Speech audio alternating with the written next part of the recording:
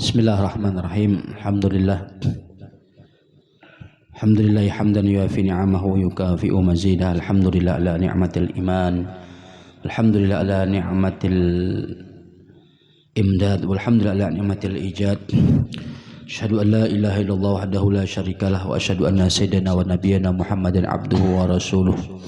Allahumma shalli ala sayyidina Muhammadin wa ala alihi wa ashabihi wa man tabi'ahum bi ihsan ila yaumiddin. Subhanaka la ilma lana illa ma 'allamtana innaka antal alimul hakim wa tub 'alaina innaka antat tawwabur rahim. Amma ba'd.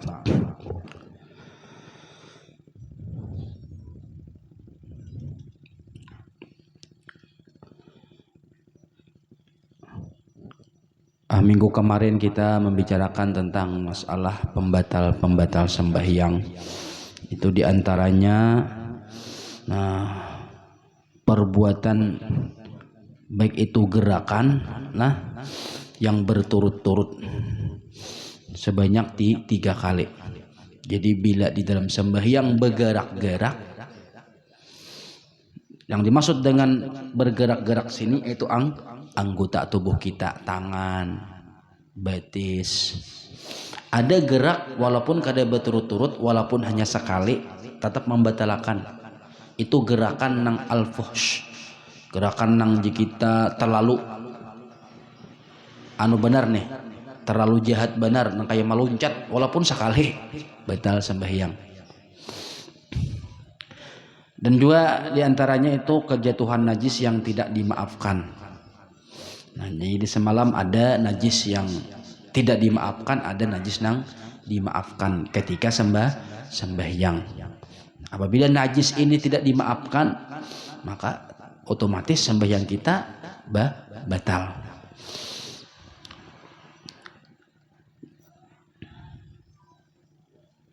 Termasuk juga yang disebutkan ketika najis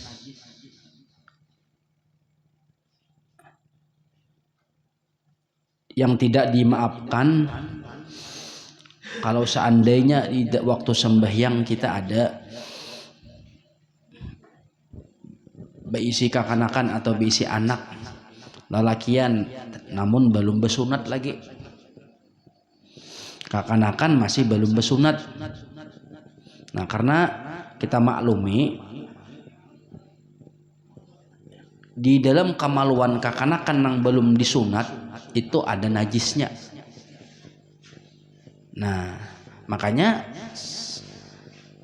hukum bersunat bagi kakanakan lalakian dan bebinian itu hukumnya wajib, apalagi lalakian. Kalau bebinian itu masih khilaf antara ulama, ada yang madahkan wajib, ada yang madahkan sunat. Tapi kalau lakian wajib. Sudah. Sudah. Belum lagi nyaman gina bawa ke mantri esok.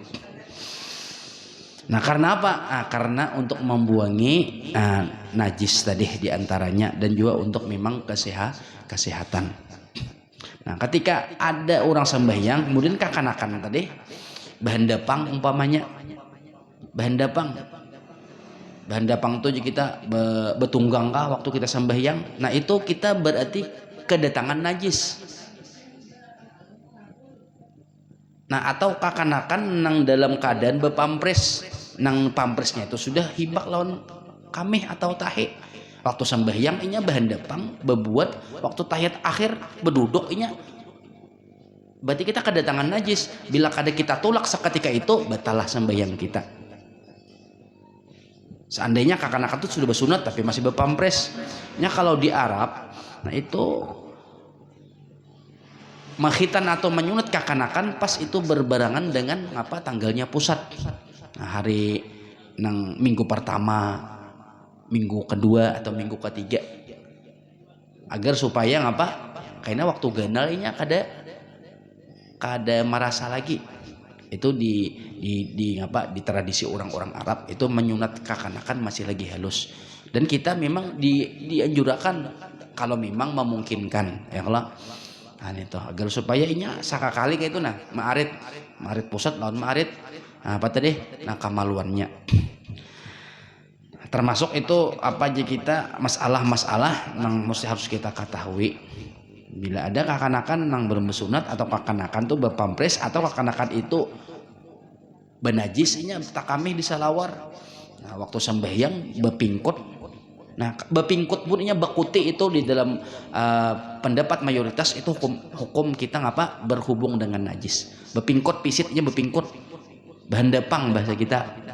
Nah, amun inya basuh, beupang, betunggang itu jelas sudah kita termasuk menanggung atau membawa najis. Ada yang ininya bepingkut, bekacak, bepiruhut, lawas, maka itu termasuk apa aja kita berhubungan dengan najis. Nah itu kalau masalah nang najis nang juga termasuk apa bulu-buluan semalam termasuk bulu kucing. Nah itu kan termasuk apa aja kita najis apabila sudah lepas dari awaknya. Nah, tapi kalau memang kucing bulunya tuh masih di awaknya, kita jepai kada najis. Atau kucing bahindapang waktu sembahyang umpamanya naik ke awak kita. Nah, apakah itu najis? Kada najis bulu-bulu dan kucing tadi kecuali di duburnya itu ada bekas tahi. Makanya aran binatang ada basuh bahira. Tapi kalau kita kelihatan bersih aja kada jadi masalah. Artinya makfu lah kalau nang sedikit.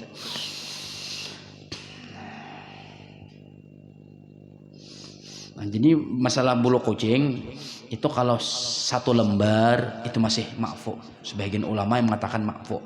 Tapi kalau sudah lebih dari 3, nah itu dianggap najis. Nah kemudian kita beralih kepada masalah sunat-sunat sebelum sembahyang. Nah jadi perlu juga kita artinya apa memperhatikan sunnah-sunnah di dalam sembahyang. Karena di antara fungsi ibadah sunnah itu menyempurnakan apa aja kita ibadah wajib kita. Kadang-kadang ibadah wajib kita tuh ada cacatnya, ada kurangnya. Lalu nang sunat inilah nang menambal. Jadi jangan hanya sebatas nang wajibnya aja kita. Sembahyang itu Fatihah aja kalau wajib Fatihah aja nya. Kada membaca ayat-ayat, ya memang sah aja. Waktu rukuk kada bacaannya, yang penting rukuk aja nang wajibnya. Iktidal kada bacaan juga, sujud kada bacaan juga. Memang tetap sah, cuma artinya apa? Nah, sangat rugi. Dan kita khawatir kalau kada ada penambalnya, kada ada penyempurnanya ibadah wajib kita busia kurang. Nah, itu diantaranya apa? Pertama adzan dan iqamah. Nah, jadi dianjurkan kita apabila hendak sembahyang, nah itu disuruh adzan dan qamat. Apalagi dalam keadaan berjamaah. Khususnya sembahyang fardu haja lah, yang sembahyang 5 waktu. Nah, jadi adzan ini artinya apa? Suatu tanda juga yang biasanya kita dengar di masjid dilanggar, tanda sampai waktu. Dan kita sebagai orang yang beriman kepada Allah Subhanahu wa taala, ketika mendengar adzan, mendengar orang bang, nah kita pandang gitalah bahwasanya itu adalah seruan panggilan Allah Subhanahu wa taala. Kenapa? Karena ketika kita tidak memandang itu seruan Allah taala, kadang-kadang kita anggap biasa. Orang sudah bang masih aja lagi kitok-kitok. Orang bang masih aja lagi umpamanya nonton TV, melihat HP. Nah itu kita kadang memusyahadakan, kadang memandang itu panggilan Allah Subhanahu wa taala. Agar supaya kita artinya apa? Menghormati.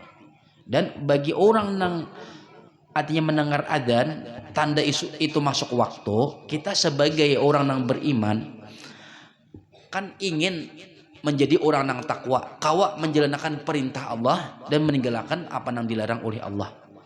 Itu dengan jalan apa?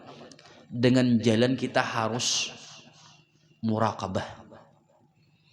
Artinya merasa diawasi dan diintai oleh Allah Subhanahu wa taala.